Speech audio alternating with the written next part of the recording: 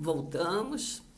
Gálatas capítulo 6. As últimas exortações e saudações. No último capítulo desta carta, após duras exortações para defender o reino de Deus e a salvação dos Gálatas, Paulo continua chamando-os de irmãos, lembrando que eles são todos irmãos em Cristo. Paulo exorta os Gálatas para serem luz no caminho das pessoas perdidas, porque eles são espirituais, devem frutificar os frutos do Espírito. Adverte para levar as cargas uns dos outros, isto é, ajuda mútua. Não ser egoístas, mas essa referência não é só no tocante espiritual. Se estende também à solidão, à tristeza, à doença, as coisas comuns na vida diária de uma pessoa, né? Para que eles tenham um olhar de bondade para as pessoas que estão passando por momentos difíceis. Mais adiante ele fala que cada um vai levar sua própria carga. Aqui ele está fazendo alusão ao dia do julgamento, porque cada um vai sozinho, né? Nós vamos ser julgados pelos nossos atos. Não tem essa, porque naquele tempo as pessoas eram assim, agora o Brasil é assado. Não, o nosso julgamento, ele é individual. A nossa salvação, ela é individual. Isso é para a gente pensar, é um tema bastante sério, né? No versículo 6, Paulo incentiva que eles repartam os seus bens com aquele que os instrui, isentando-se desse recebimento. Já vimos que Paulo vivia às suas próprias custas, né? Ele não era peso para ninguém. Fala da colheita e declara que tudo que o homem semear, ele também ceifará. Lembrando que a colheita é sempre maior do que a semeadura.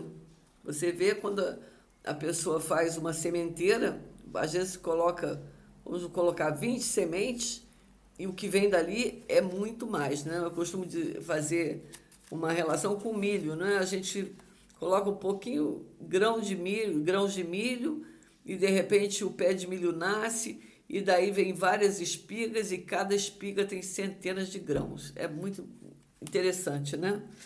Então ele diz que a colheita é sempre maior que a semeadura, seja do bem ou seja do mal, né? A gente também tem que ter isso na nossa mente.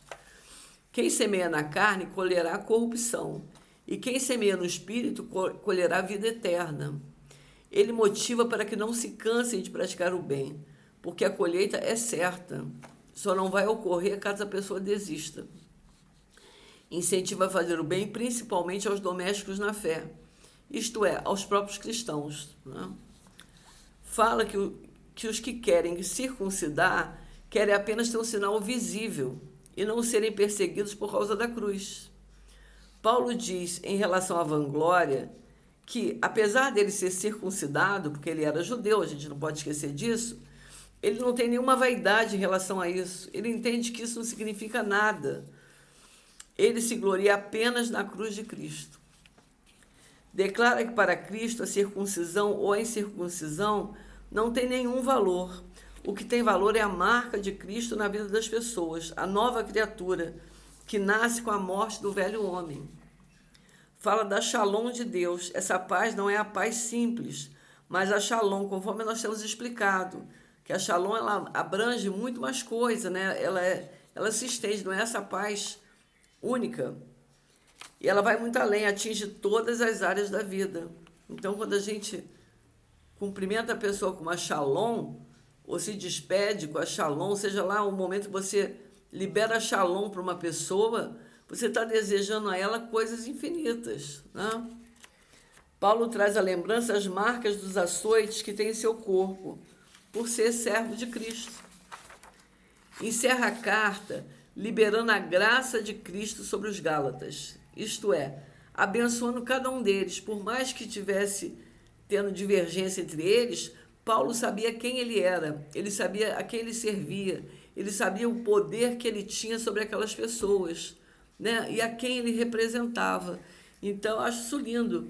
Ele abençoa cada um deles, e a sua última palavra é amém. Palavra hebraica que significa que assim seja, uma palavra de concordância. Com essa palavra, ele espera a concordância dos Gálatas no teor de toda a carta. A gente leu em capítulos, mas essa carta era uma coisa única. E quando ele termina a carta que coloca esse amém, ele espera que os Gálatas concordem com ele em todo o teor da carta. E é lindo, né? E a gente, quando compara uma carta, essa carta com a de Coríntios, a gente vê as diferenças de Romanos, e cada uma delas é diferente, porque as igrejas, elas eram diferentes, as pessoas eram diferentes, né? Então, assim, é muito legal mesmo.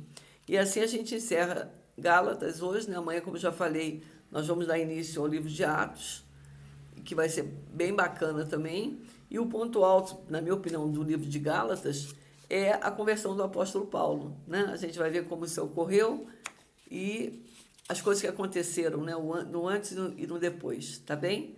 Amanhã a gente então se vê. Fiquem com Deus. Até amanhã.